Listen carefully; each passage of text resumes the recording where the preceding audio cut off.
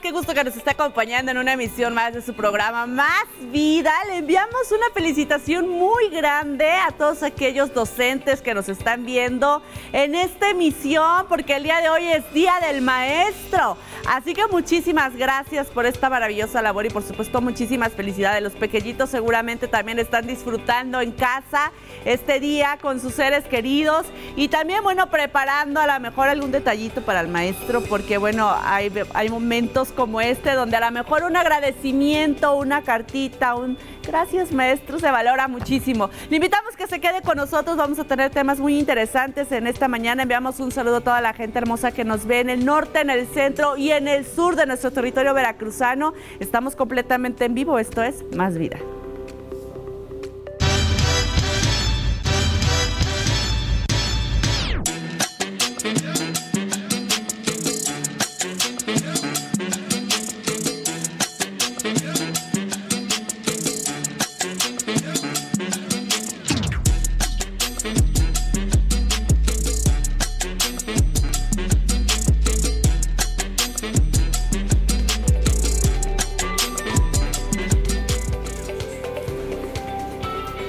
Hola, ¿qué tal? ¿Cómo le va? Bienvenido, un enorme placer reencontrarnos con usted en esta mañana del 15 de mayo.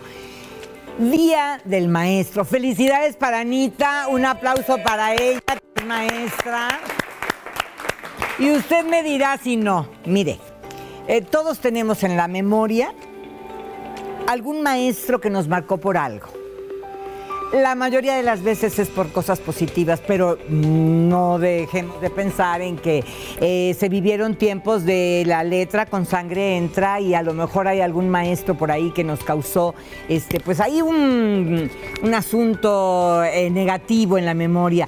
Pero lo que es un hecho es que los maestros hacen una labor de verdad invaluable y que son forjadores de seres humanos que con sus enseñanzas, con su acervo de conocimientos, hacen de nosotros mejores personas. Así es que va para ellos nuestro reconocimiento. ¿Cómo nace el Día del Maestro? Un 15 de mayo de 1917, un grupo de diputados ex maestros pues proponen que se festeje justamente este día como del maestro.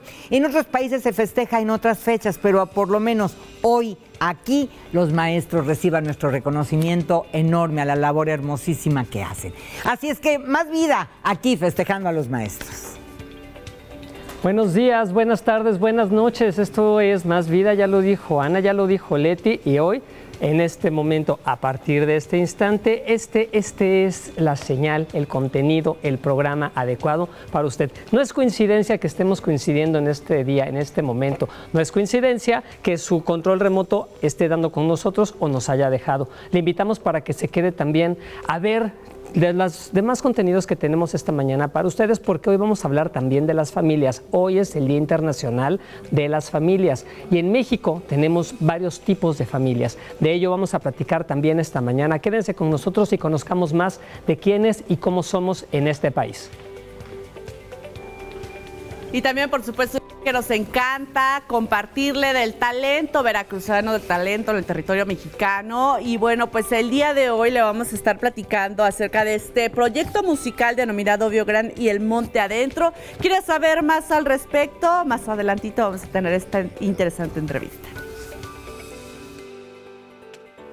Hola, ¿qué tal? Muy buenos días, bienvenidos a este programa que tenemos preparado para ustedes con mucho gusto, con todos los talentos que ustedes ven aquí y por supuesto estamos celebrando a nuestros formadores, a los maestros, a quienes yo personalmente les mando, a todos mis maestros, les mando un abrazote lleno de agradecimiento a mis maestros de la primaria, de la secundaria, de la oficial B, porque yo soy egresado de ahí, y mis maestros de la Unidad de Ciencias de la Salud, de donde salí, de donde donde egresé y bueno, los recuerdo con muchísimo cariño. Y hablando de educación, pues también les queremos comentar que Radio Televisión de Veracruz y su Departamento de Educación Continua abrirá un curso de conducción. Así es que no se mueva, no se lo pierda, porque tenemos mucha información para ustedes.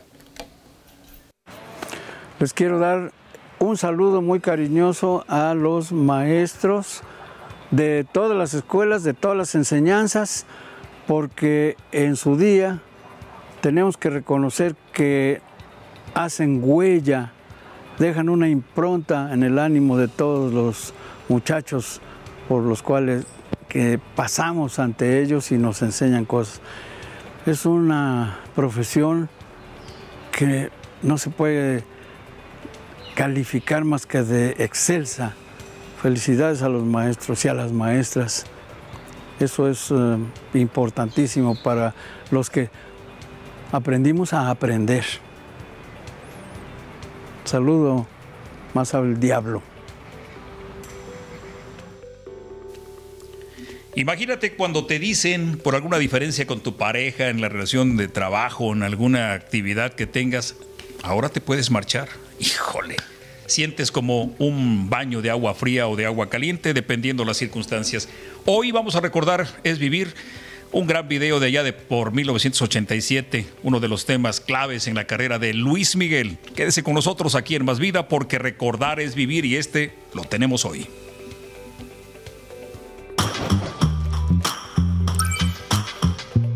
Con la actitud correcta, las limitaciones autoimpuestas desaparecen.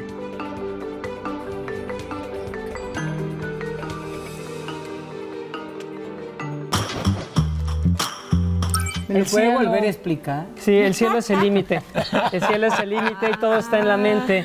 Entonces, finalmente, lo que tú crees, lo que tu mente dicta a tu cuerpo y en tu vida, se manifiesta. Entonces, solo depende de nosotros. Gracias, Mar.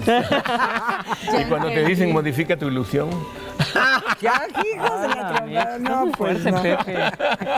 Para hacer lunes, demasiado pensar, ¿no? Sí.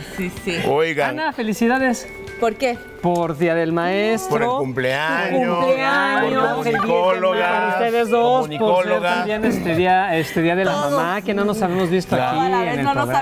habíamos visto, pero nosotros sí Ya los nos veíamos. extrañábamos, pues eso espero, porque ella me dijo en la mañana, uy, ya te extrañé, no me acordaba cómo eras, digo, pues se ve que no vas al programa. Oye, pero también fue Día del Comunicólogo. También. Claro, Sí, por eso, entonces, mucho que ¿cuánta festejar. celebración para ustedes, mamás, maestras, Comunicólogas. Cumpleaños. comunicólogas, Sí, Cumpleaños. es Mi verdad, cumpleaños. no, Sí, no. estamos de fiesta. Es una Estamos- fiesta patronal esto. Eso. Todo el mes de mayo nos la Y llevamos hablando, a pachanga, hablando de Leti. eso, yo quiero mandar un saludo a todos los madrileños, las madrileñas, porque hoy es el día de la fiesta patronal allá en Madrid. Hoy es día de San Isidro y la San fiesta Isidro se pone Labrador. a todo lo que da. Muy bien. San Isidro Labrador, tienes Eso. toda la razón, y felicidades a quien lleva por nombre también San Isidro. Pero también el santoral nos marca otros nombres. Déjenme decirles que en cuanto tenga la es San anotación Isidro de lo que Labrador. voy a decir, porque yo solito me hice la travesura, gracias. Es San Isidro Labrador, quita el agua y pon el Y sol. todo, Claro. no No. sé. Juana e Indalecio. Ahí está, Juana Ahí está. e Indalecio Juana también e es su Indalecio, santo el día de hoy. muchísimas Buen felicidades. pretexto. ¿Conocen Juanitas? Sí, muchas. ¿Cómo dicen a Indalecio? ¿Lencho? Lencho. Lencho podría ser. Aunque Lencho es más como Lorenzo, ¿no? Lorenzo, Ajá. Se presta para muchas cosas ya, por ejemplo, cuando es el mismo octavo, que es de Gustavos, de Octavios. Ah, y, sí, claro, digo, también. ya como que vamos prestándonos ahí todas las acepciones. Betos son de Alberto, de Roberto, de Rigoberto, de Heriberto. Sí, es cierto. Sí, de Adalberto, ¿ya dijiste? No, no lo había dicho, buen punto. sí. De Leti solo hay una. Roberto. Leti solo. Leti solo hay una. Solo hay una, claro. Así como Ana, Anita. Oye, yo Anita, quiero hacer una invitación. Fíjate que en el Club Britannia se está llevando a cabo, y he visto las cámaras de Radio Televisión de Veracruz recoger imágenes, un evento internacional que trae a nuestra ciudad a jugadores rankeados a nivel 180 del mundo, que es un muy buen ranking. y se ha visto lleno, nutrido de familias jalapeñas, de familias de otras partes de la República e incluso de otros países, porque los jugadores, bueno, han estado en clasificatorias. A partir de hoy en la noche se inaugura formalmente el torneo internacional del Club Britannia y vale la pena que se den una vuelta. Aunque no les guste propiamente el tenis, van a ver un nivel superior y creo que vale la pena. A las 7 de la noche la inauguración, pero bueno, a toda la semana anterior, incluso hoy o durante la mañana, ya están las clasificatorias para pertenecer o para participar en este torneo internacional y a partir de mañana, pues unos partidazos sensacionales, así es que vale la pena. Es totalmente libre la entrada, puedes comer ahí, hay un montón de oferta gastronómica, puedes tomarte tu chinchol si quieres. El deporte blanco. Tenis al deporte blanco. Sí. El chinchón seco, es un anís maravilloso. No, pero es anís, yo digo chinchol. O guachicol, como quieras. Guachicol, bueno. Oigan, hoy resulta, pero que en el año de 1928 se presenta por primera vez Mickey Mouse y se presenta en Plain Crazy, se llama, por primera vez. Así que bueno, hoy se festeja este icónico personaje de Walt Disney, que Disney es realmente hegemónico en materia de entretenimiento. Sí, por supuesto. Son los dueños ya prácticamente de lo que más se vende del entretenimiento a nivel mundial. Bueno, y lo que es una euforia. Y lo que les haga falta, espérense unos años. No duden que lo tendrán. Oye, pero también un día como hoy, pero del año de 1940, se abre el primer restaurante de estas hamburguesas, que no podemos decir el nombre, pero que se llama Donald, se llama Ronald el payaso, se llama McDonald's. Oye, que por cierto, hay una película, no recuerdo ahora el nombre, de el origen de esta tienda. Muy buena, porque al final... Bueno, no, porque voy a hacer un spoiler, pero bueno, es súper interesante cómo nace, cómo surge esta idea primaria y luego cómo se va transformando por otro personaje. Entonces, véanla, ¿en qué plataforma la pueden encontrar? Netflix, si mal no recuerdo. Netflix, sí. Netflix. Pero bueno, momento de ir con el maestro de la radio, de la locución, Dionisio Carmona, que le mandamos un fuerte abrazo, felicidades también a él. Y a continuación, pues nada más y nada menos que el Sol de México, Luis Miguel, que precisamente este año... Chulada de chulada. Va a tener gira. Entonces vamos con Dionisio Carmona.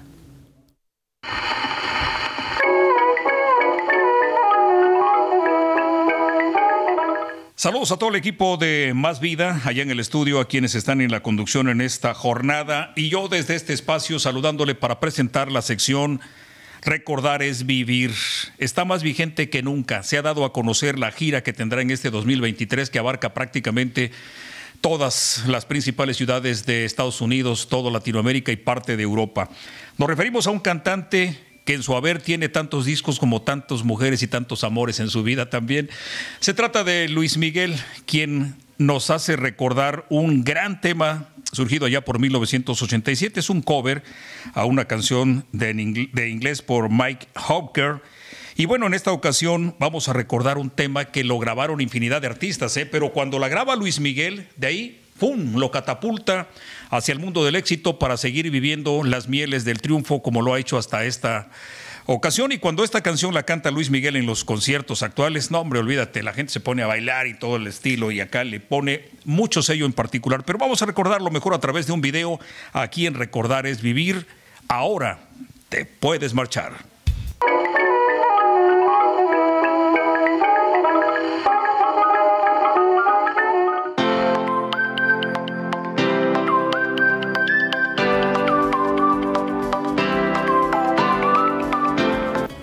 Bueno, pues efectivamente, 15 de mayo, día de festejos por todo lo alto para los maestros, para los profesores, y por eso es que nos da un enorme gusto poder tocar este tema con alguien que de verdad él lo conoce a profundidad. Me da, como decía, mucho gusto presentar a Virginia Cruz Mirón. Ella es historiadora y viene justamente a hablarnos, Anita, del origen del Día del Maestro. Bienvenida, Virginia. Bienvenida. Muchas gracias. Sí, este es un día muy importante porque debemos de reconocer el papel que tienen los maestros en la formación de millones de jóvenes que durante la construcción de este país se han dedicado a la tarea importantísima de educar. No va a haber ningún centro donde los alumnos, los ciudadanos, los habitantes de un país aprendan a socializar si no es la escuela. Y bueno, el origen de esta celebración se da en 1917, cuando Benito Ramírez y Enrique Viesca presentan un proyecto a la Cámara de Diputados donde pretenden que haya una fecha para conmemorar el Día del Maestro. Según los relatos de finales del siglo XIX, bueno, no se celebraba el Día del Maestro como tal. Había en San Luis Potosí una celebración de un maestro muy famoso llamado Isidro, que precisamente coincide con el Día de San Isidro, y entonces se dice que este maestro era tan famoso que llegaban sus alumnos a visitarlo incluso desde el extranjero. Y bueno, estos diputados presentan el proyecto para que se haga este día, esta celebración, pero bueno, hay una adecuación porque se decía que originalmente en este día los padres y los tutores iban a llevar a sus hijos a las casas de los profesores para hacerles un tipo de homenaje. Pero bueno, la discusión se centró en que no se podía sancionar a aquellos padres o tutores que no quisieran llevar a sus hijos y que aparte no iban a ir a la escuela ese día, lo cual en la época de la Revolución pues era un problema todavía que los alumnos fueran a la escuela de manera sistemática como hoy, como actualmente es. De tal manera que lo que se decidió es que en las escuelas se iba a celebrar alguna festividad relativa a este día en reconocimiento a la labor de los profesores. El proyecto fue aprobado y en 1918 se celebró por primera vez el Día del Maestro, que en México lo celebramos pues el 15 de mayo, pero que por ejemplo a nivel internacional se celebra el 5 de octubre. Cabe también recordar que la figura del maestro hasta la época de la Revolución era motivo de debate, porque los maestros no eran considerados como profesionistas, sino que la docencia era considerada una subprofesión. Es que no había una escuela como tal. Como tal. O sea, el maestro enseñaba lo que él había aprendido. Claro, ¿no? Claro, sí, las normales apenas están en su proceso de consolidación a finales del Porfiriato, que van a ser los primeros centros de formación docente, pero había otros centros de, digamos, de formación incipiente, donde apenas los maestros iban a adquirir los conocimientos básicos. En efecto, solo se enseñaba a leer y escribir. Todavía no hemos llegado, eso va a ser a partir del 21 con la creación de la SEP, donde ya se empieza a pensar en los planes de enseñanza, en la formación docente como una carrera. Pero, por ejemplo, durante este debate para el artículo 123, que es pues, relativo al trabajo, se discutió mucho respecto a si los maestros tenían derecho a mejorar sus salarios, derecho a pensiones, derecho a huelga, porque aparte todavía no había sindicatos de maestros. Estaba la Liga Nacional de Maestros, se forma hasta 1919, y en algunos estados, como en San Luis Potosí, como en la Ciudad de México, hay organizaciones de maestros que están ya vinculadas a los Flores Magón y al movimiento liberal desde 1906, por ahí están presentes, y ellos empiezan a reconocerse como sujetos de derechos y empiezan a organizarse para exigir. De hecho, bueno, con Carranza, él otorga por primera vez reconocimientos a los maestros, les da 100 pesos, por ejemplo, a los maestros que participaron apoyando la intervención norteamericana. Pero la situación de los maestros no va a mejorar pues hasta consolidada la formación sindical, que es hasta la década de los 40. Porque aparte, pasan muchos años. Los especialistas en educación han señalado cómo hay cantidad de cartas, por ejemplo, de las maestras, que vale la pena recordarlo, que durante la Revolución sufrieron vejaciones, ¿no? Y que aparte no les llegaban los salarios, o que tenían que ir de pueblo en pueblo huyendo, porque cuando las tropas atacaban, pues ya no había posibilidades de quedarse en esos lugares. Y esas cartas nos reflejan la condición tan crítica que vivían las maestras y también los maestros durante la Revolución. Oye, y hay algo que me parece importante destacar es que en aquellos años, creo, tú me dirás si estoy en un error, que solamente se cursaba hasta tercero de primaria. O sea, era muy básica. Ahora sí que era muy básica la educación básica. Claro. Pero además era un unigrupo. Así o sea, el mismo maestro le daba clases al primero, segundo y tercero porque los tenían concentrados en el mismo lugar. Así es. Eran condiciones muy precarias, muy complicadas para alguien que a lo mejor tampoco tenía la preparación pedagógica suficiente, ¿no? Claro, quien quería ser maestro lo era por vocación. Exacto. Era por vocación. Entonces, pues quien aprendía las primeras letras de pronto se iba a una escuela amiga que estaba a un lado de una iglesia y entonces enseñaba las primeras letras. Pero aparte no solo era difícil que la gente fuera a la escuela, era muy complicado. Fue hasta el Porfiriato, por ejemplo, los hacendados debían tener una escuela junto y las fábricas también.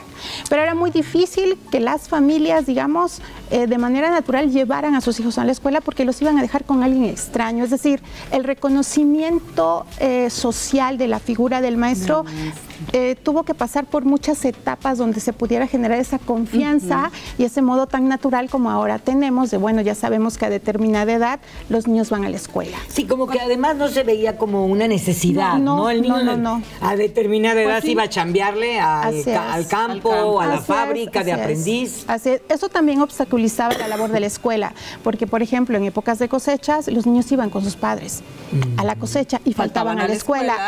Claro que sí. Y en las épocas, bueno, cuando trabajaban en las fábricas o había huelgas o manifestaciones, los niños dejaban de asistir. Entonces, consolidar un programa unificado, un calendario escolar, las fiestas, ¿no? Las fiestas que tenemos relativas al calendario escolar, donde se va a incluir el Día del Maestro, fue parte de un proceso lento de la construcción de este México, donde aprendimos también pues a ser ciudadanos, que eso es bien importante y que va a ser una labor que va a tener la escuela. Es Vasconcelos, también debemos decirlo, que él se va a centrar, por ejemplo, en dar todos los discursos entre el 21 y el 24 del Día del Maestro, precisamente porque le interesaba que a nivel nacional sabía que era una figura de unidad nacional. Dos, que su papel era relevante en la transformación de la educación rural con las misiones culturales. Es donde el maestro va a tener una figura importante porque se considera que su labor es un apostolado y así se les llama. No son apóstoles del cambio educativo, son las personas que van a llevar en un México donde hay un gran número de población analfabeta, pues la educación a las masas. ¿Qué cargo? ¿Un apóstol? Así es. Sí, claro, sí, pero es Vasconcelos, ya como secretario de Educación, quien da como las bases, ¿no? Así es, porque entonces se empiezan a organizar los departamentos de instrucción, se empieza a pensar la educación por niveles. Ajá. Claro. Ya no es necesario tener a todos los niños de diferentes edades en un solo grupo, porque se empieza a pensar que, bueno, los niños, de acuerdo a su edad, aprenden de manera diferente. Y la adquisición del conocimiento se tiene que dar de manera graduada. Entonces eso va a hacer que se empiece a pensar en dividir a la educación por niveles. Ya. ¿Cuándo aparece como la primera escuela primaria ya con los 6 grados? Bueno, escuelas primarias ya había y fueron haciendo su organización en función de sus necesidades. Por ejemplo, la Escuela Industrial de Señoritas de Jalapa, ellos hacen su programa, ven las materias que son necesarias incorporar y a veces de ahí salen las maestras. Entonces pueden ser por 3 años, pueden ser por 4 o 2, dependiendo de las condiciones también que se presentaban y de las necesidades, porque necesidades de formación docente y de profesores en todo el país siempre ha habido. A la fecha sigue siendo una necesidad. La falta de profesores es un problema educativo actual. Oye, y sobre todo en las zonas marginadas, ¿no? Por porque supuesto. Digo, cualquiera quiere ser maestro aquí en Jalapa. Por supuesto. Pero a ver, vete a la Sierra de Zongolica, donde a lo mejor tienes que caminarte 2 kilómetros e ir a rogarle a las familias que manden a los niños, ¿no? Así es, sí. Y no solo eso, sino porque también, bueno, la formación principal del magisterio se centra en, pues, formar docentes pensando en la unidad nacional y en la lengua que se habla, que es el español. Entonces, una crítica, por ejemplo, a la educación rural es que los proyectos de educación rural que surgen, pues sí surgen con Vasconcelos, se consolidan en la década de los 50, 60, lo que van a hacer es castellanizar al indígena. Y no se va a dar prioridad a que el docente o el que quiere ser docente aprenda alguna lengua para enseñar en la lengua. Ese sigue siendo también un debate contemporáneo, ¿no? Pero no se da ni en la actualidad, no hay maestros bilingües. Sí, hay escuelas, sí, por supuesto, hay licenciaturas para educación primaria indígena que se dan en las pedagógicas, en la Universidad Pedagógica Nacional, tiene este tipo de licenciatura que está pensada precisamente para que el docente aprenda una lengua dependiendo del estado en donde esté estudiando y de ahí, pues al momento de irse a obtener su plaza, pueda enseñar en esa comunidad con, pues, las tradiciones, los valores y todo lo que encierra también enseñar desde el pensamiento y la práctica de esa comunidad. Qué interesante. Sí, súper interesante. Muchísimas gracias. Y esto, bueno, pues nos habla de lo importante del papel de los niños. Yo sí conozco a muchos maestros que en puntos estratégicos esperan el RAI, el aventón, para poder llegar a las comunidades. Claro, en la salida de Veracruz. Nuestro reconocimiento. Así Muchísimas es. gracias. No, al contrario, muchas gracias. Gracias. Súper interesante. Gracias por su Vamos a una invitación. pausa, Gracias. regresamos.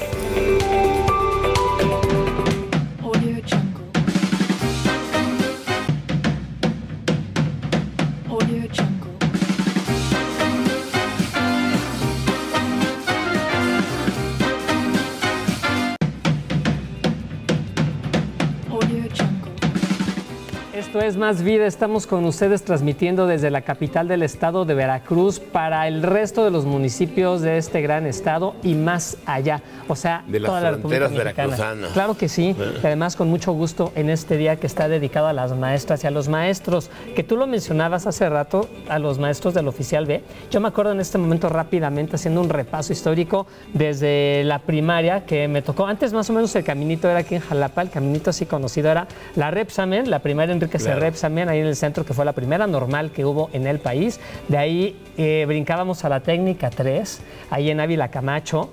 Después de la técnica 3, bueno, pues sí, se divide entre el Cebetis 13 o la Oficial B o la Prepa Juárez. O la Prepa ahí Juárez. estaban estas tres opciones educativas y ya de ahí en adelante, pues lo que marcara finalmente la vocación de cada quien, idealmente, ¿verdad? Entre la Universidad Veracruzana principalmente o bien cualquier otra universidad. Pero hablando de películas que tienen que ver con los maestros, seguramente tú te acuerdas de una que se llamaba Simitrio. Simitrio, no, nunca la...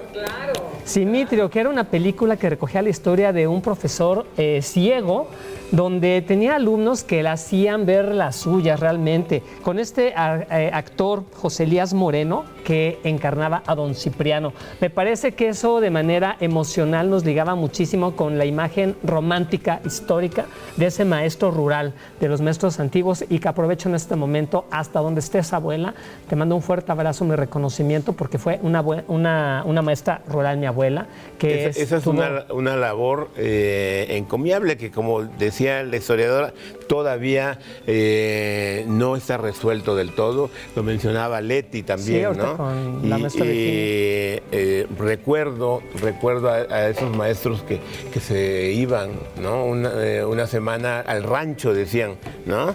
Y iban a hacer esa labor que no tiene precio. Y en ese gran papel, donde los maestros, así como el cura del pueblo literal, eran las autoridades, tenían una autoridad moral muy fuerte, y los maestros eran muy queridos, respetados. Hoy en día, al parecer, se ha diluido un poquito. Ya los invitamos para que el próximo miércoles tenemos una mesa redonda donde vamos a hablar precisamente de los retos de los maestros actualmente, de eso y unas cosas más aquí en Más Vida. Pero a nosotros nos tocó esa época en que el maestro era eso, el maestro, la maestra. Respetado. Que el papá, la mamá iba a preguntar cómo va, ¿no? Sí, había ahí un respeto y una familiaridad también. Y recordemos rápidamente, el maestro de El analfabeto de Cantinflas, allá por 1961, interpretado por Carlos Martínez Baena, este actor español, y pues el mismo profe de Cantinflas, 1971, películas que enmarcan a lo que es la imagen del maestro aquí en México. Vamos en este momento ahora a De Aventura, esta sección que nos presenta nuestro amigo, nuestro compañero Ángel González. Rápidamente quiero mandar también saludos a los que fueron mis maestros en la Facultad de Antropología de la Universidad Veracruzana, porque yo pasé por ahí. También. Mucho cariño. A todas ustedes.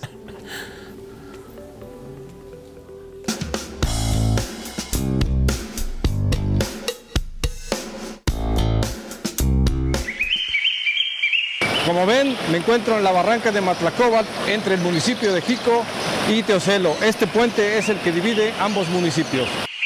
La aventura es en el municipio de Teocelo, Veracruz, donde vamos a conocer dos lugares dignos de presentar, para que los visitantes vayan en sus días libres a disfrutar del pleno contacto con la naturaleza. Primero vamos hasta la comunidad de Llano Grande, para conocer parte del río que es afluente del Pescados, un sitio llamado Las Juntas. Está en una preciosa cañada. Desde lo alto se admiran estos espectaculares paisajes. Ahí se encuentra un puente colgante ya muy antiguo. Tenemos que cruzarlo para tener mejores vistas del río. Tenemos lo que es el río Las Juntas, que podemos ver, donde tenemos el puente colgante, donde tiene aproximadamente unos 25 metros de extensión. La mejor temporada para visitarlo pues, es en la época de calor, ahorita en marzo, abril, mayo, ya en mayo comienzan las lluvias. Pero bueno, también los invitamos porque es la temporada también de pesca. Ustedes saben, cuando baja el río revuelto es cuando las personas bajan a hacer pesca. Tenemos también langostinos, que también en la noche salen, se suben a las piedras. Mucha gente viene aquí a recolectarlos. Ahí se puede nadar, acampar e incluso existe este lugar donde se rentan cabañas. Pero esto no termina aquí. Ahora nos trasladamos hasta la entrada de Teocelo, cerca de la llamada puerta. Vamos a conocer un grandioso paisaje en la barranca de Matlacóvatl, que en lengua náhuatl significa 10 culebras o serpiente azul, a decir de los lugareños. Ahí se encuentra un vetusto puente que en épocas pasadas era el tránsito obligado de distintas poblaciones. Estamos en el Puente Viejo, ubicado a 5 minutos de la cabecera municipal de Teocelo, Veracruz. Este puente, por aquí pasaban las bestias que venían de Cozautlán, de Perote, de Ayahualulco o de Izhuacán. Era el camino que utilizaban para ir a lo que era la capital de Jalapa, antes de que se hiciera la carretera para Jalapa, Teocelo. Este puente es del siglo XIX y como podemos ver está ubicado en la barranca Matlacóvatl, donde hay una diversidad de fauna, flora silvestre. Usted puede venir y disfrutar de gratos momentos en contacto con la historia y la naturaleza. Ángel González para Más Vida.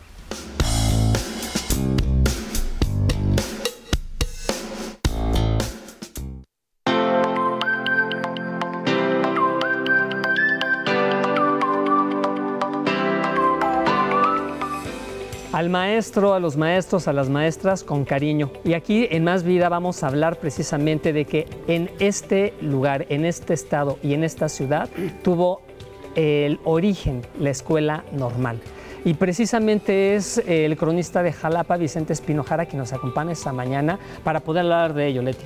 Sí, fíjate que hay muchas personas que no saben el origen y que fue justamente la cuna de él, que es ahí en la calle de Zamora, el primer edificio de la Escuela Normal Veracruzana.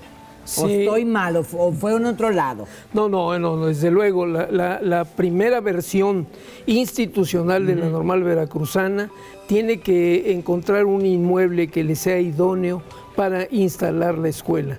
Y entonces ven con muy buena disposición una vieja casa, un viejo edificio que algunos sacerdotes habían organizado para que fuera una casa de ejercicios espirituales dedicada a la advocación de San Ignacio de Loyola. En esa... hay que precisarle al público, es muy importante decirle al público que aquí no hubo un colegio jesuita. Es una propiedad que está destinada para que las personas vayan a tener un retiro espiritual bajo la advocación de San Ignacio de Loyola. Por eso es la casa de ejercicios de San Ignacio. Recuerden que San Ignacio hizo una cantidad de principios religiosos que había que seguir para encontrar la comunidad con Dios, de tal manera que ese es el fin de la casa.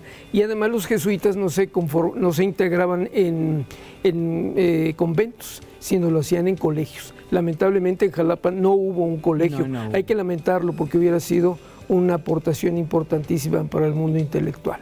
Muy bien, pero ahí está. Ahí se habilita ese es el edificio. Y ahí se inaugura en 1886, se aprueba el decreto y en 1887 empieza a funcionar la Escuela Normal de Profesores en Jalapa, que va a ser la institución en la que por las influencias de Labscher y de Repsamen y otros tantos pedagogos como Carlos Acarrillo van a establecer el método, el principio filosófico y diríamos la pedagogía para formar profesores. Había normales en otras partes del país como Puebla, Guanajuato, pero aquí se establece el método, la forma pedagógica para que podamos tener una educación estandarizada pero con profesores formados. O sea, de ahí nace. Que se diga que la primera normal es la primera que tiene un método formal y que se va a replicar en el resto de la nación. Y en este caso, en la persona de Enrique C. Repsamen, que es Enrique Conrado Repsamen,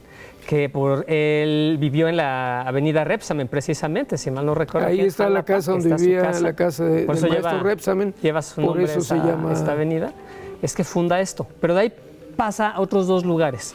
Bueno, con el paso de los años y las reformas educativas, sobre todo las que se iniciaron en los años 20 con la tendencia de una educación socialista, impulsada por el gobernador Tejeda, entonces es diríamos el siguiente gobernador, don Gonzalo Vázquez Vela, quien manda a edificar ya un edificio exprofeso para la Normal, que tenga espacios deportivos, que tenga albergue para alumnos internos, tiene alberca, tiene un auditorio al aire libre, es decir, instalaciones idóneas para la formación de profesores. Y es entre 34 que se inicia la obra y 35 que se edifica y se inaugura la Escuela Normal de Profesores en lo que era la carretera nacional, que hoy es la avenida Jalapa, muy cerca, bueno, en el entronque de Ávila Camacho. Ahí estuvo la Normal Veracruzana hasta 1964, en que se inaugura el tercer inmueble, que es todavía más idóneo, que es extraordinariamente, y diríamos, yo creo que es el edificio educativo más funcional que sigue vigente y que se inaugura por el presidente Adolfo López Mateos a iniciativa de Fernando López Arias, y tenemos un modelo de escuela que difícilmente se puede superar hoy día. Son 13 hectáreas en las que se construye una Normal con una enorme alberca, con un auditorio que el público conoce estupendo, con aulas pedagógicas. Imagínense, son 13 hectáreas que construye justamente el ingeniero, me parece que es Cibalet, que es el constructor de la Torre Latinoamericana. Él es el autor de la obra de la Normal Veracruzana. Sí, que tiene, como tú decías, bueno, todo tipo de instalaciones deportivas, por supuesto aulas y todo esto. Tiene un auditorio, uno de los más grandes de la capital veracruzana. Pero bueno, Vicente, volviendo al aspecto social, hablábamos con nuestra historiadora acerca de cómo se daba la educación en los primeros años y lo difícil que era la captación de alumnos, porque no se sentía como esa necesidad de que el niño aprendiera y tuviera una educación formal, sino ya a cierta edad pues, se le mandaba a trabajar al campo o se mandaba como aprendiz, que era lo usual. ¿Cómo es que se llega a establecer dentro de las familias que la educación, aunque más tarde la abandones y haya de la deserción escolar tan amplia que tenemos en México, pero que tengas una base escolar es tan importante? Bueno, yo creo que las reformas constitucionales de 1917, la obligación del Estado de impartir un modelo educativo, de formar a las generaciones, sobre todo básicamente pensemos que la gran aportación de Repsamen es el método Repsamen, que es un pequeño libro que enseñó a leer a una gran mayoría, inmensa mayoría de mexicanos, es decir, salió de Veracruz y sirvió para todo el país, se llevaba como un instrumento educativo, y después, bueno, encontrar que la formación de maestros también traía adicionalmente la posibilidad de un empleo, porque el profesor salía y se iba a las comunidades ya con un sueldo, con un pago del Estado para cumplir con la misión ideológica, filosófica de la Constitución. Y entonces, bueno, esto volvió que la Normal se volvió un centro o un espacio en el que muchas familias mandaban a sus hijos con el ideal de que tuvieran una profesión y tuvieran un empleo remunerado, de tal manera que se reprodujo a nivel nacional y durante muchas generaciones cubrimos ese requerimiento que tuvo el país de llevar educación a lugares más apartados de México. Que me parece que también tenía que ver el hecho del ascenso social, que era parte, ¿no?, del ideal, al final de cuentas, pero a partir de la educación. Que la educación es lo que permitía escalar socialmente a las personas, y me parece que también era parte de los logros de la revolución, post-revolucionarios, y en el ideal, que es finalmente donde sabías que en cuanto más o mejor te prepararas, mejor podrías tener una calidad de vida. Ahí yo creo que también tiene que ver todo este valor. Sí, por supuesto que el hecho de tener un maestro en la familia pues elevaba el estatus y por el mismo maestro. También había solo dos caminos, o sea, no había tampoco mucho para escoger. O los mandabas, las familias de posibilidades cortas, los mandabas al seminario que les garantizaba una buena educación gratuita o los mandabas a la normal. A la normal porque fueron profesores. Exactamente. Entonces eran como estas dos vertientes. Además, hay que reconocer que durante muchísimo tiempo en México la figura del maestro tenía un estatus en los pueblos, en las ciudades, sí, alto, sumamente alto. Era tan importante como el sacerdote, como el presidente municipal. Eran venerados, eran queridos.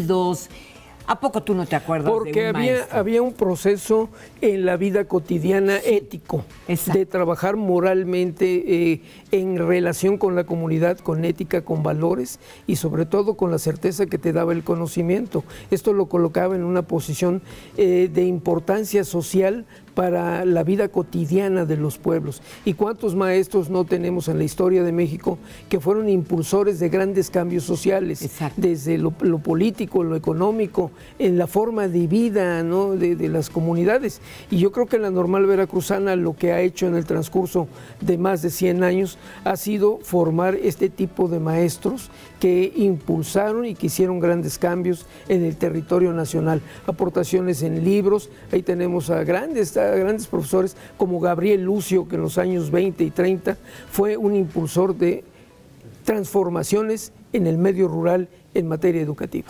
Muy Muchas bien, gracias. Ya nos vamos, pero un profesor que te haya marcado. Un profesor, Manuel del Río González, abogado. Muy bien. Mi abuela a mí me enseñó a leer y escribir. ¿Qué más da? ¿Qué más con eso? Me dio la llave de la vida. ¿Y a ti? La maestra Felipita, gracias a quien tengo una muy buena ortografía. Muy bien. Pues otro maestro que nos marca aquí en el programa y nos enseña mucho es Magno García Marrero. Vamos a continuación claro con su reflexión en este video. ¡Felicidades, Magno!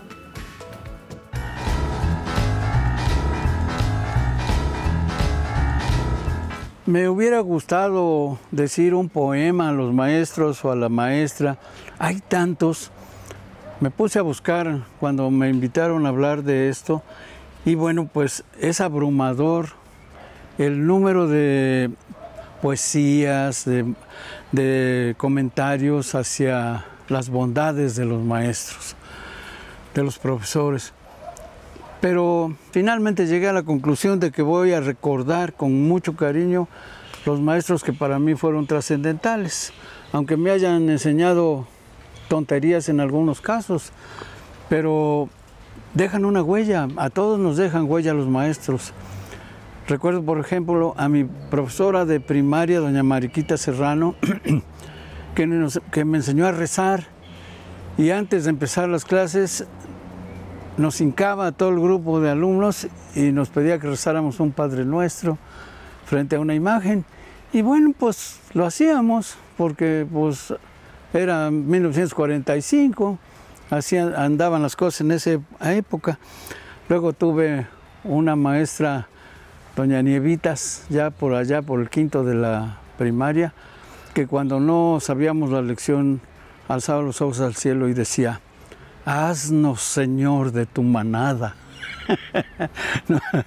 Y nosotros creíamos que se estaba encomendando a Dios, nos estaba vacilando, nos estaba diciendo que éramos unos asnos, unos burros. Y después de eso, recuerdo a otro maestro, a los maestros de la secundaria, en especial a Toño Nadal, que muchos ahora todavía lo recuerdan. Un gran maestro, era maestro de física para nosotros y bueno, pues era un hombre muy inteligente. Y al maestro Erasmo Rodríguez, que nos enseñaba griego, geonimias, nos enseñaba latín y pues aprendimos. Gracias a eso podemos escribir una carta sin tantas faltas de ortografía. El licenciado Basilio, Librado Basilio, a Víctor Piña, que nos enseñó historia. Y bueno, yo creo que mi vocación a la literatura se la debo a mi maestra de química, porque me reprobó todas las veces que pudo. Y en la facultad recuerdo al maestro Juan Pérez Abreu de la Torre, que era un genio, y a Juan José Bremer, que me dio filosofía del derecho y por eso yo creo que hice de mi carrera algo muy sensible y muy, ¿qué diría yo?, filosófico.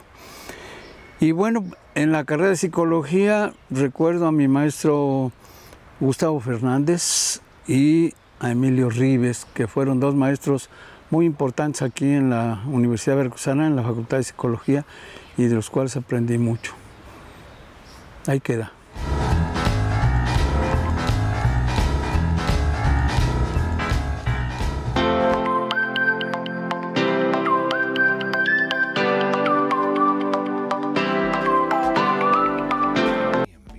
Felicidades también a nuestro querido Magno Garcimarrero, que es maestro tanto de aula como fuera de aula, por supuesto. Y asimismo, saludos para el maestro en Educación Física, Gonzalo Domínguez García, de parte de su esposa, Janet Zavala. Aprovecho para mandar saludos también al maestro en Educación Física allá en Aguadulce, Veracruz, Héctor López Juárez, mi tío. Fuerte abrazo y reconocimiento también. Asimismo, como a la maestra María Eugenia Báez Martínez, mi otra tía.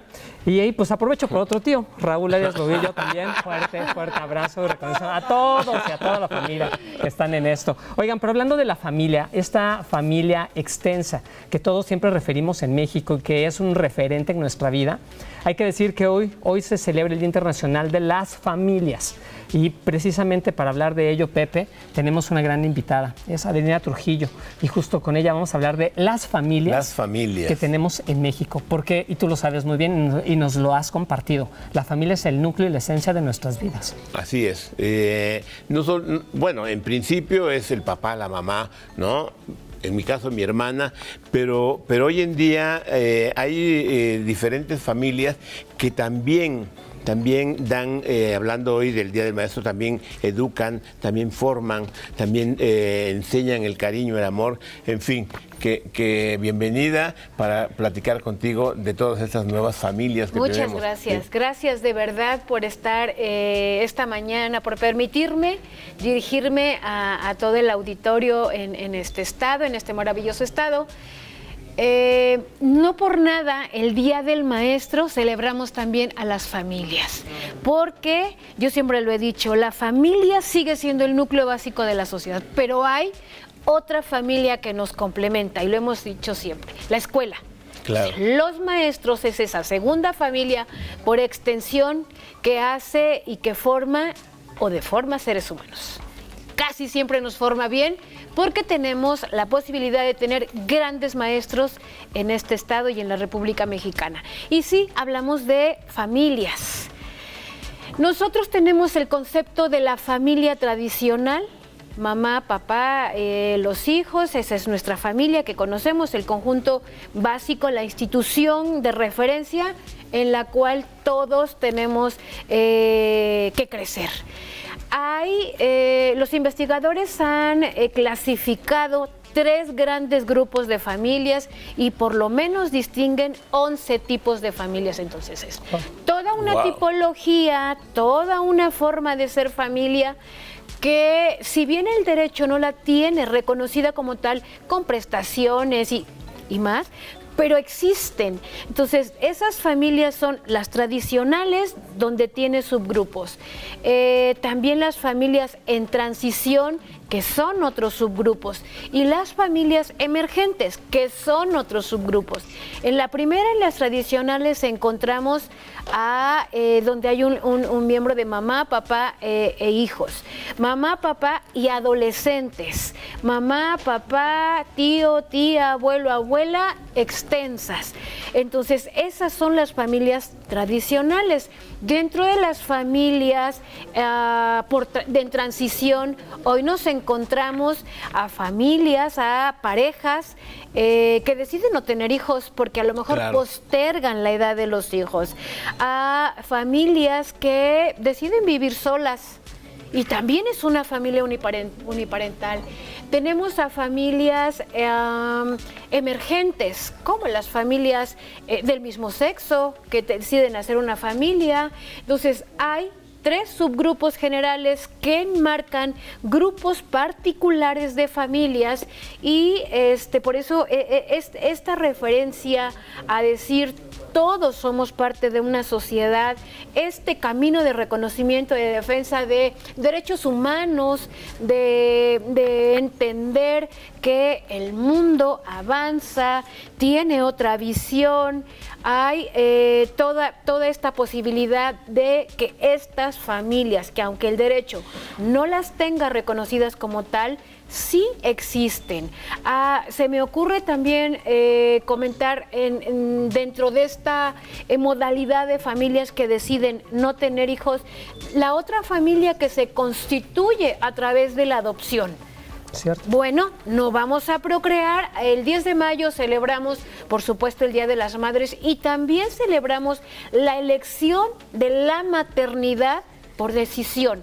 Decido no tener hijos biológicos, pero a lo mejor decido tener hijos por adopción. Y en el estado de Veracruz, por ejemplo, como referencia sabemos que hay una ley de adopciones, la cual te permite ser madre, padre a través de esta alternativa. Entonces, familias solas, bueno, las familias ahora de padres solteros, que cuesta un poco de trabajo posicionarlas porque como la maternidad está hecha para las mujeres, entonces ese tipo de familias, de hombres que han decidido procrear y educar a sus hijos, luego no tienen las prestaciones de las mujeres, ¿estás de acuerdo? Sí, y de esto vamos a seguir hablando después del siguiente corte, Adelina, si nos permites, por favor. Adelina Trujillo, que nos está hablando ampliamente, rápidamente acerca de los tipos de familias que hay en nuestro país. Vamos a un corte y regresamos. Está maravillosa la plática.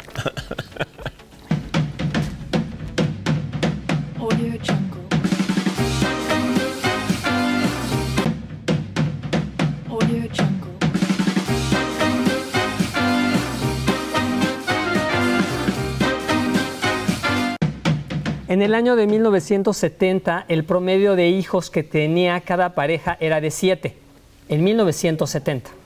Hoy en día, en el año 2023, el promedio de hijos son 2.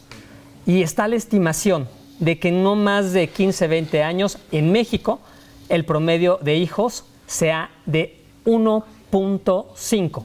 ¿Qué quiere decir? Que la tasa de población va a ir bajando, vamos a ir envejeciendo, pero esto ha modificado desde 1970 a la fecha al tipo de familia que conocíamos, que teníamos y tenemos ya familias, como nos lo viene platicando Adelina Trujillo, socióloga y abogada. Sigamos platicando de esto, Pepe. Bueno, yo creo que quiero mencionar mi caso. Primero, porque hace 42 años a mí me adoptaron y desde entonces tengo una familia allá a la orilla del Cantábrico, ¿sí? Y tuve papás, me decían hijo, me daban dinero también y ahora tengo hermanos, tengo sobrinos, sobrinas y soy el negrito de la familia, ¿sí? Y aparte, bueno, hace 40 años yo inicié una aventura, tengo una familia con el maestro Miguel Femada, a quien le mando un abrazote porque 36 años fue maestro en la Facultad de Artes Plásticas de la Universidad Veracruzana. Y nosotros tenemos hijos, pero esos hijos a nosotros nos adoptaron. Un día nos dijeron, tú eres mi padre. Un día dijo acabo de avisarle a mis papás por teléfono que en Jalapa mis papás son ustedes. Y de repente cuando presumimos a esos 3, nunca falta quien dice, Pepe, no se te olvide que somos más. ¿Sí? Ay, me encanta. ¿Sí? Pues son los nuevos tipos de familias que poco a poco se van reconociendo, que van ganando derechos, aunque en la práctica ya existen, ya están. Sí, indiscutiblemente creo que estarán de acuerdo conmigo, nadie puede vivir fuera de una familia.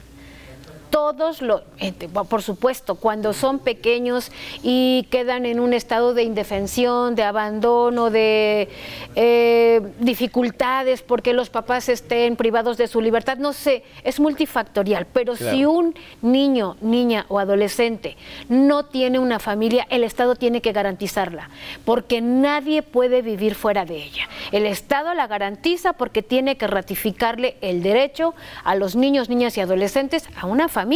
Entonces, ya sea por medio de la adopción, ya sea por medio de familias temporales, pero nadie puede vivir fuera de ella. Un niño que tú encuentras fuera de un núcleo familiar, tienes que reportarlo. Hay una institución que por naturaleza se encarga de este tema de la infancia, y entonces reportamos y hay que atender a ese niño porque el Estado tiene la obligatoriedad de garantizarle a la familia. Entonces nadie podemos vivir fuera de ella. Tenemos que ir creciendo de acuerdo a nuestra edad, tener un desarrollo de acuerdo a lo que requerimos. Bueno, la primera infancia, que hoy en día determina muchísimas cosas para nuestro futuro, y que la UNICEF y por supuesto el DIF nacional están poniendo muchísima atención en ello a través de las Procuradurías Estatales de Protección de Niñas, Niños y Adolescentes. Y la CIPINA. Y del Sistema Integral de Protección de Niñas y Niños. El caso es que hay instituciones que van a ratificar entre todos los derechos que han sido reconocidos a través de la ley. Entonces son 30 derechos tutelados, pero uno es el derecho a una familia, y en ese transcurso y en ese desarrollo vamos a ir conociendo todo lo que requerimos. La segunda familia, la escuela. Hoy en Día del Maestro muchos nos han formado, muchos nos han hecho y han determinado todo lo que somos. La infancia que vamos viviendo, la familia, los y las maestras nos van formando. Entonces, en ese camino vamos teniendo la oportunidad de hacernos seres humanos reconocidos y con ética, con una formación, pero indiscutiblemente la familia va a determinarnos. Entonces, ese tipo de familias que vamos conociendo y reconociendo son diversas, si bien no en el derecho, pero sí en el hecho existen. Hace un rato hablábamos en los comerciales del nido vacío, la familia del nido vacío, que nostálgicamente podemos hacer referencia a ella porque se quedan los papás solos, pero ya procrearon hijos, pero ya crecieron, pero ya formaron a esas personitas que posiblemente ya son otras familias, ¿no? Sí. Que además, perdón, recuerdo la película de Cuando los hijos se van, sí, que fue en la época de los 60, 70, que habrá sido Domingo Soler, si mal no recuerdo, estaba ahí, pero hoy en día hay otra otra película que se llama Cuando los hijos regresan. Es otra situación que estamos viendo también, porque ya regresan con su pasado, con los hijos, con los nietos, con las nuevas parejas. Y la mayoría de las veces tiene que ver, ese regreso tiene que ver con las ganas de estar ahí donde nos enseñaron muchas cosas. Claro. ¿no? Claro, el nido, en la cuna. Tuve una familia de 10 hermanos. Tuve una familia donde todo, bueno, es que eran esas épocas. Se cumplía la estadística. Claro, era la estadística. Y en esos hermanos, que por cierto, ojalá y me estén viendo, un saludo a mi madre, que fue quien me enseñó a leer. Yo entré a la escuela de 5 años y la primera semana en que yo estaba en la escuela, mi mamá me enseñó a leer. Entonces, estoy muy orgullosa y muy agradecida. Entonces, a todos nos forma una persona y nos forma una familia. Y hace un rato veía en la entrevista a Vicente Espino Jara, que bueno, es familiar del doctor Francisco Gómez Jara, donde muchas veces comimos en la sopa, donde con él yo hacía una familia. Claro. Sí, bueno, las familias también se hacen de los amigos. Qué bonitos recuerdos. Entonces, sí, bien de todo momento, familia, amigos, maestros, constituyen y forman lo que somos. Así es. Y pues la sopa también fue una gran familia. Bueno, la sopa es una familia, cada quien anda por su lado, ¿no? Pero son la familia de la sopa, ¿no? Y restaurante emblemático que me siento fue de así, Pepe Ochoa, aquí en el estado, muy orgulloso de que ese espacio haya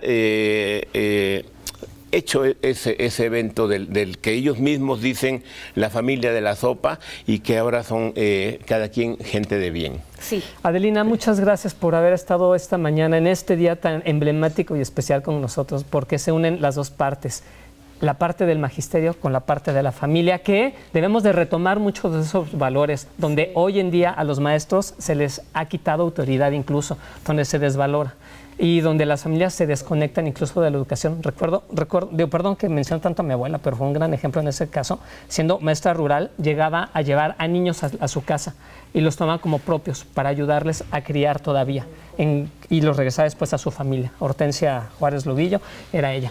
Gracias. Gracias. Gracias a ustedes siempre por estar recordando estas fechas importantes y una de ellas para mí, institución básica, la familia. Saludos a mi familia. Quiero rápidamente decir, en mi tierra hubo un maestro, Carlos Cruz Palma, no fue mi maestro, pero era un súper maestro. ¡Mi tío! Eso, ¿sí? Vamos en este momento, en esta remembranza precisamente, una propuesta musical, se llama Serpiente de Agua. Es Biogrant y el Monte Adentro. Y después de ello, Ana Lilia tendrá una plática interesante para conocer más de ellos. Gracias.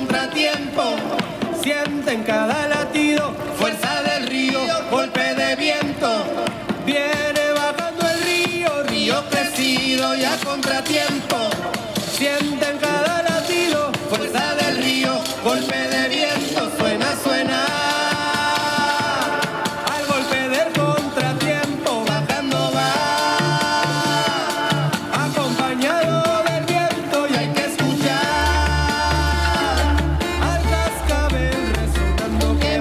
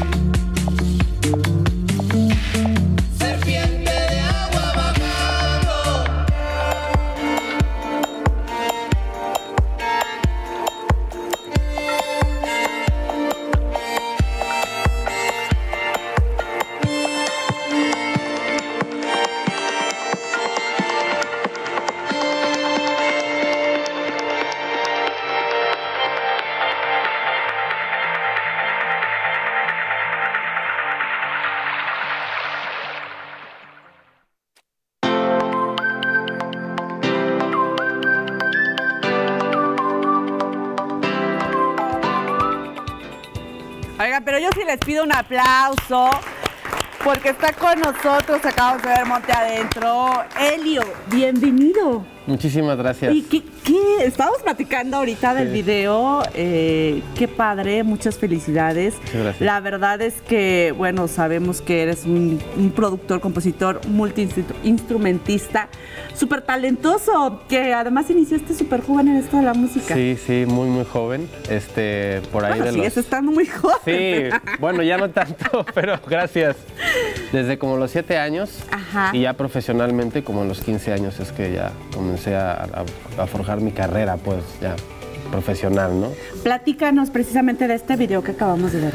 Pues bueno, es un proyecto nuevo, es un proyecto que tiene aproximadamente un año, con 2 integrantes más que son mis compañeros de grupo, de proyecto, que es Michael Wagner, que es originario de Detroit y que vive actualmente en Bogotá, en Colombia, y que es un productor de música electrónica, y Edwin Vandala, que es jaranero del grupo Los Aguasaguas y que también es productor musical. Y bueno, pues su servidor, que también produzco y soy, como dijiste ya, multiinstrumentista. Tiene aproximadamente un año de haber nacido el proyecto y es un proyecto que mezcla la música electrónica con la música de raíz. Sí. Ahora mismo, pues el son jarocho, la música tradicional de Veracruz. Edwin y yo somos jaraneros, venimos de una tradición del son jarocho. Entonces, pues hemos tenido una muy buena respuesta, afortunadamente, con el proyecto El Monte Adentro. Hemos estado ya tocando por algunos festivales y en algunos foros. En julio vamos a tener un tour aquí en México. Y bueno, pues estamos felices con el proyecto, la verdad. Pero además, como músico, has tenido la oportunidad de colaborar con varios artistas. Así es. Sí, pues ahora en esta faceta que tengo de productora hace aproximadamente 10 años que estoy trabajando en esto, pues tengo la oportunidad de compartir y trabajar para muchos artistas como músico de sesión o en conciertos, por ejemplo, o en el estudio para músicos importantísimos como Willy Colón, como Rubén Blades, como Café Tacuba, y bueno, una serie de artistas también veracruzanos. Sí. Hace poco estuvo por aquí Percy Viñola y yo soy afortunadamente tengo el honor de ser su productor musical y bueno, de una serie de artistas por ahí que me han dado la oportunidad de colaborarles dentro y fuera de los escenarios. ¿Podríamos decir que esto que acabamos de ver es parte como de la evolución, como adaptación de? Sí, pues en realidad nosotros pensamos que este proyecto en la región del sureste de México sí es una cosa que no había sucedido. En muchos países de Latinoamérica pues tenemos muchas fusiones de música electrónica con sus músicas de raíz. En Brasil, bossa nova con música electrónica. En Colombia, la cumbia, el vallenato con música electrónica y así sucesivamente. En México lo único que conocíamos era Nortec, en el norte del país, que es música regional norteña mezclada con música electrónica, pero en el sureste no existía un proyecto que mezclara una música de raíz como lo es el son jarocho con géneros como el house, como el techno, como estas cosas que estamos mezclando. Entonces pues somos bien afortunados y también orgullosos de poder llevar la música del son a otros horizontes. Elio, estamos viendo precisamente ahí en pantalla algunas imágenes de esta producción.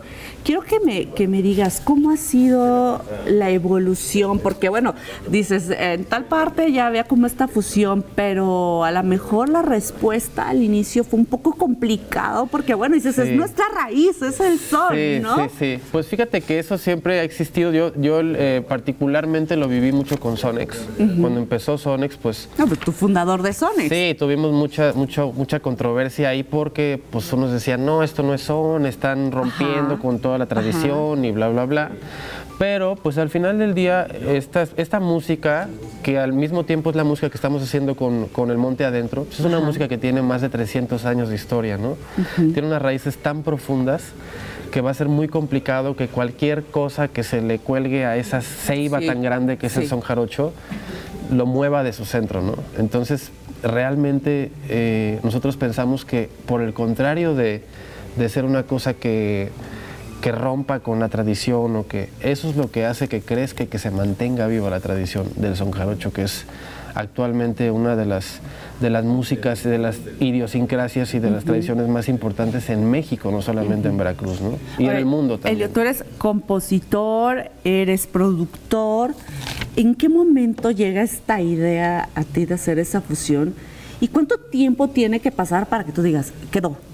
Pues sí, tiene que ser ya. Ese es un tema porque fíjate, yo tengo el estudio en mi casa, el estudio de grabación, entonces soy como un dibujante, o sea, empiezo a hacer algo y lo hago bolita y lo tiro y otra cosa, y así puedo pasar 3, 4 años así, con lo mío, por ejemplo, ¿no?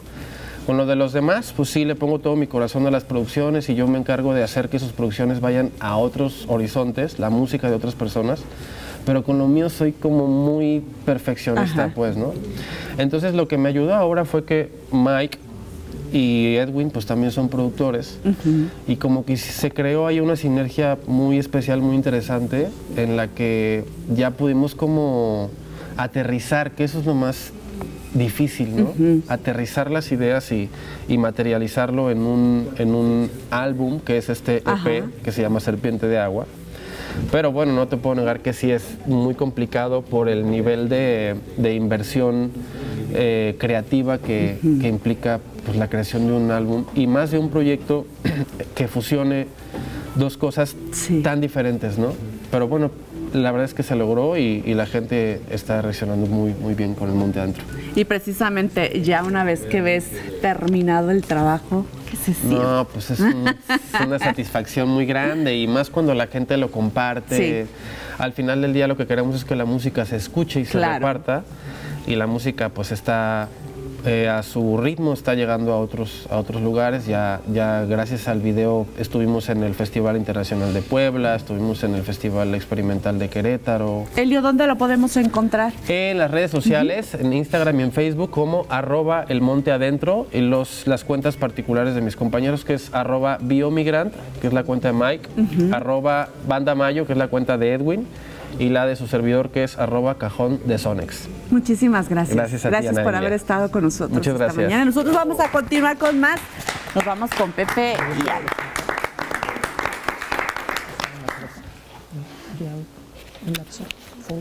Bueno, pues ya estuvimos escuchando de la evolución del son jarocho, que me parece maravilloso, que el son jarocho esté vivo, ¿no?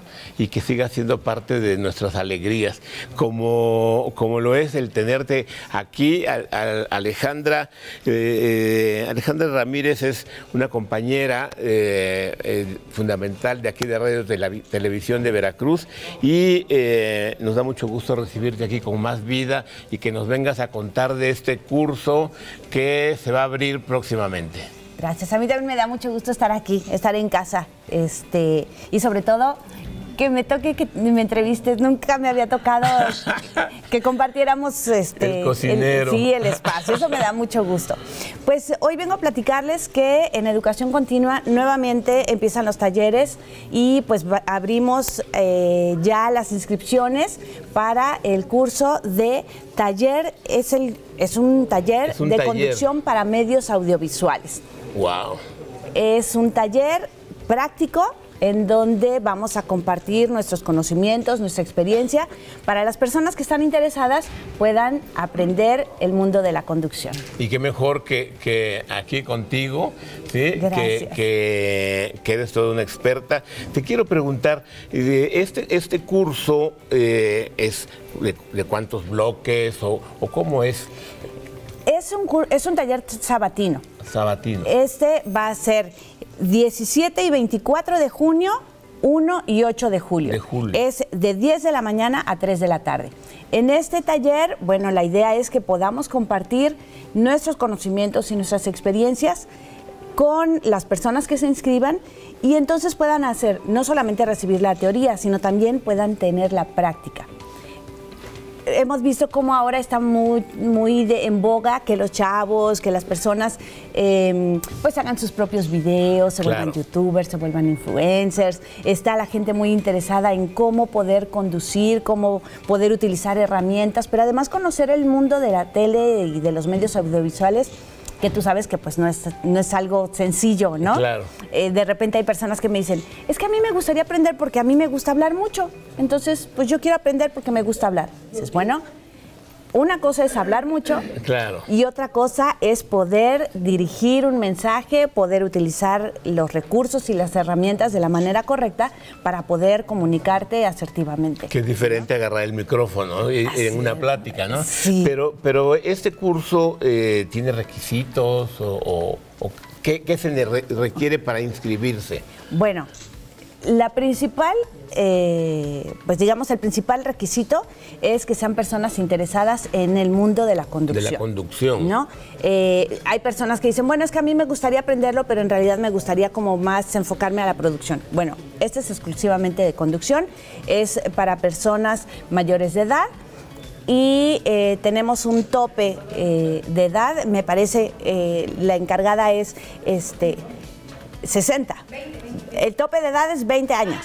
No, el mínimo es 20 y el tope de edad, no hay tope. Mientras la gente esté interesada, puede participar, que esté en condiciones, por supuesto, de venir a aprender aquí a las instalaciones de Radio Televisión de Veracruz.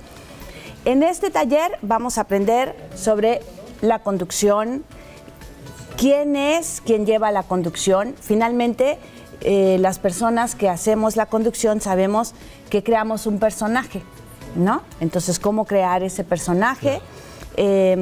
Cómo utilizar las herramientas de la conducción, que puedes utilizar un teleprompter, que puedes utilizar un apuntador, que puedes utilizar diferentes herramientas que te permitan hacer mejor tu conducción, ¿no?